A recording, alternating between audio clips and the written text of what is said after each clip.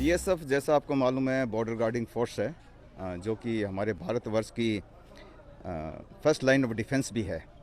तो border guard करते साथ साथ जो बॉर्डर एरिया में जो पॉपुलेशन है जो रहते हैं वो हमारा एक फोर्स मल्टीप्लायर होता है, उनके साथ हमारा सामंजस्य बहुत ज़रूरी होता है।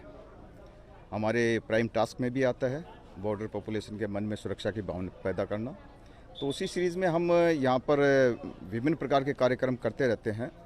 तो सिविक एक्शन प्रोग्राम के अंदर जो कार्यक्रम है उसके अंदर हमने पहले हेल्थ कैंप्स लगाए थे, फ्री मेडिकल कैंप लगे थे, और उसके बाद हम जो यहाँ पर जनता रह रही है उनके रोज़मर्रा की जो ज़रूरतें हैं उनको पूरा करने के लिए कुछ हमारी तरफ से जितना बनता है वो हम सिविक एक्शन प्रोग्राम के तहत उनको सामान मुहैया कराते हैं।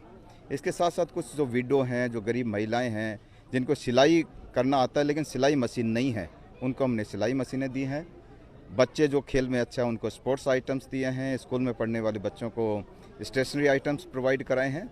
इस प्रकार से विभिन्न प्रकार के हमने सामान यहाँ पर इस सिविक एक्शन प्रोग्राम के तहत प्रोवाइड कराए हैं।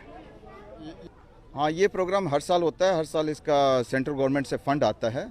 उस फंड को हम विभिन्न जो हमारी कंपनीज डिप्लॉयड हैं उनके कंपनी कमांडर्स, लोकल मेंबर्स से मिलकर अपनी रिक्वायरमेंट चेकआउट करते हैं। उन रिक्वायरमेंट के बेसिस पे हम इस प्रोग्राम्स को करते हैं। यह हमारा प्रोग्राम जो मेडिकल कैंप के अलावा हमारा नाथनपुर से स्टार्ट करके और भंगा और ये लास्ट यहाँ पर आज बीओपी हरिनगर के अंतर्गत जो एरिया आता है उसके अंदर किया गया है।